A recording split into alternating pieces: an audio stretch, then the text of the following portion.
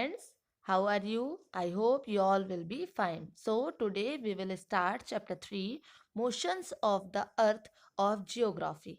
Motion का मतलब होता है गति, है ना? तो motions of the Earth means पृथ्वी की गतियां. Okay, as you know that the Earth has two types of motions, namely rotation and revolution.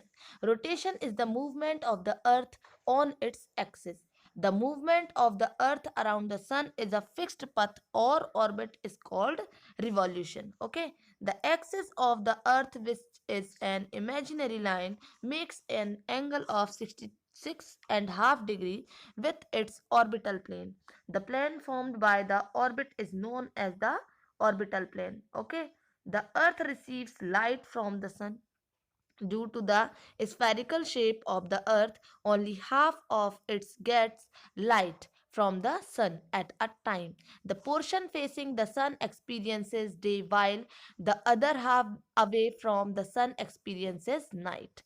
The circle that divides the day from night on the globe is called the circle of illumination. Okay, this circle does not coincide with the axis as you see in the figure 3.2. यहाँ पर देखें figure 3.2 ये दिया हुआ है, देखें. ठीक है, सन की रेस पड़ रही हैं एक तरफ, है ना? तो एक तरफ दिन है और दूसरी तरफ रात है. Okay, the earth takes about 24 hours to complete our one rotation around its axis. The period of rotation is known as the earth day. This is the daily motion of the earth. तो जैसा कि आप जानते हो कि types of motions, है ना, पृथ्वी की गति दो प्रकार की होती है. ठीक है, पहला है आपका रोटेशन और दूसरा है रिवॉल्यूशन. रोटेशन मतलब होता है घूर्णन, है ना, एक ही जगह पर घूमना. और रिवॉल्यूशन का मतलब होता है परिक्रमण, मतलब परिक्रमा करना किसी चीज की. ठीक है, सो अर्थ का अपने ही एक्सिस पर घूमना रोटेशन कहलाता है. Rotation is the movement of the earth on its axis. Okay, और सन के चारों ओर एक फिक्स्ड पथ पर या ऑर्बिट पर, है ना, राउंड लगाना अर्थ का, वो रिवॉल्यूशन कहलाता है. ओके, अर्थ जो है सन का राउंड लगाती है ना, तो उसको हम रिवॉल्यूशन कहते हैं, वो भी एक फिक्स्ड पथ पर. ओके, तो पृथ्वी का एक्सिस एक इमेजिनरी लाइन है जो इसके ऑर्बिटल प्लेन में 66.5 डिग्री का एंगल बनाती है. तो ये प्लेन जो ऑर्बिट के द्वारा बनाया जाता है उसे ऑर्बिटल प्लेन कहते हैं. ओके, ऑर्बिट के द्वारा बनाया गया है वो प्लेन, है ना, तो उसे ऑर्बिट प्लेन कहा जाता है. ओके, तो अर्थ सन से लाइट प्राप्त करती है. ठीक है, पृथ्वी को जो है उसको सूर्य से क्या मिलता है, प्रकाश मिलता है ना, और अर्थ जो है स्फेरिकल शेप है उसका. Okay, due to the spherical shape of the earth, मतलब अर्थ का स्फेरिकल शेप होने के कारण, है ना, इस होने के कारण वो तो सॉरी, पृथ्वी का आकार जो है, शेप, वो है स्फेरिकल है. इसलिए एक समय में सिर्फ इसके आधे भाग पर ही सनलाइट पड़ती है. Okay, only half of it gets light from the sun at a time, जबकि दूसरा भाग जो सन से दूर होता है वहां नाइट होती है. तो ग्लोब पर ये सर्कल जो डे और नाइट को डिवाइड करता है उसे सर्कल ऑफ इल्यूमिनेशन कहते हैं. ठीक है, तो ये सर्कल एक्सिस के साथ नहीं मिलता है, जैसा कि आप देख सकते हैं, जैसा कि आप 3.2 में देख सकते हैं कि अर्थ अपने एक्सिस पर एक राउंड पूरा करने में लगभग 24 आवर का टाइम लेती है. और रोटेशन का जो टाइम होता है, the period of rotation is known as the earth day, है ना. तो रोटेशन का जो पीरियड है उसको अर्थ डे कहा जाता है, और ये अर्थ का डेली मोशन है. Okay, this is the daily motion of the earth. Now, what would happen if the earth did not rotate? अगर अर्थ रोटेट ना हो, घूर्णन ना करे तो क्या होगा?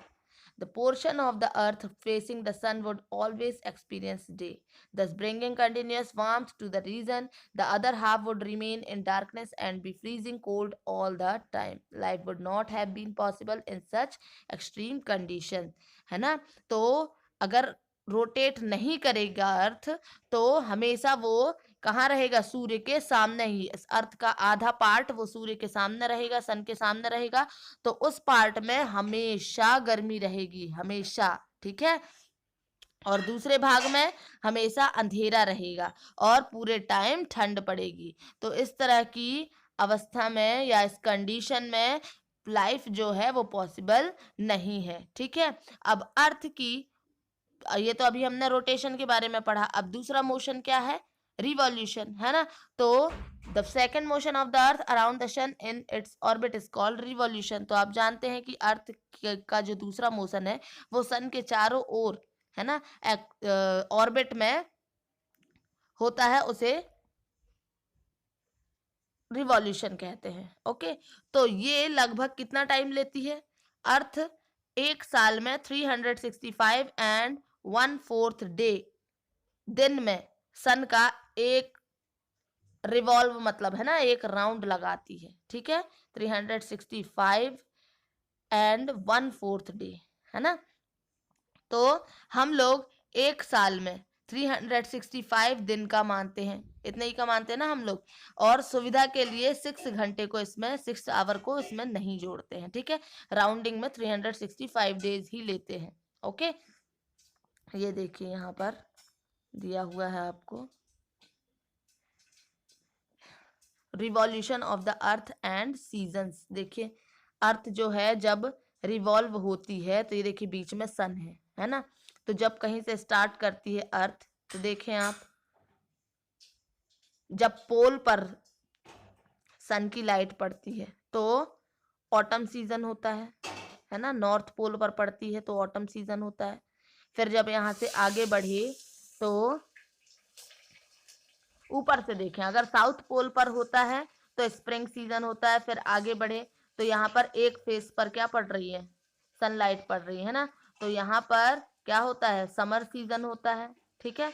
नॉर्थर्न हेमिस्फीयर पर समर सीजन होता है और साउथर्न हेमिस्फीयर पर विंटर सीजन होता है, ठीक है।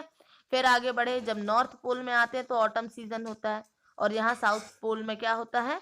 स्प्रिंग होता है। फिर आगे बढ़े, जब अर्थ नॉर्थर्न, क्या कहते हैं, जब फिर देखें अर्थ जो है साउथर्न हेमिस्फीयर पर सन पड़ रहा है ना, तो वहां समर होता है, और नॉर्थर्न हेमिस्फीयर जो है साइड वाला, वहां पर विंटर सोल्स्टिस होता है, ठीक है। यहाँ डेट भी दी हुई है आपको।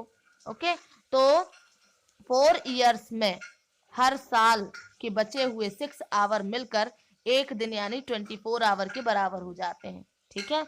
हर साल का 6-6 दिन अगर बचता है तो 4 साल में कितना हो जाता है? 24 आवर हो जाता है। और वही जो है आपका इसके अतिरिक्त एक दिन की, और वही जो 1 डे है 24 आवर, वो फरवरी में जोड़ दिया जाता है, ठीक है। दिन को फरवरी माह में जोड़ा जाता है। तो इस तरीके से हर 4th ईयर में फरवरी मंथ जो है वो 28 के बदले 29 डेज का होता है।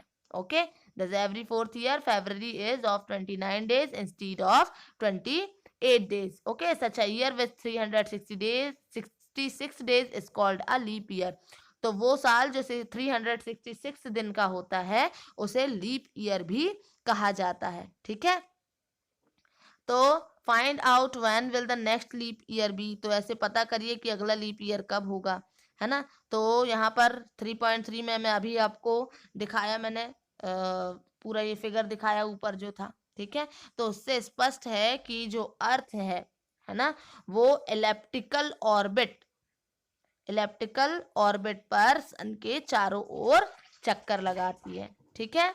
इलेप्टिकल ऑर्बिट मीन्स होता है दीर्घ वृत्ताकार पथ पर, है ना, सूर्य के चारों ओर चक्कर लगाती है। तो ध्यान देना कि अर्थ पूरे ऑर्बिट में एक ही दिशा में झुकी हुई है, notice that through out its orbit the earth is inclined in the same direction, है ना।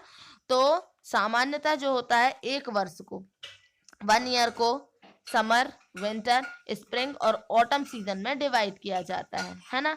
तो सीजन में चेंजेस सन के चारों ओर अर्थ की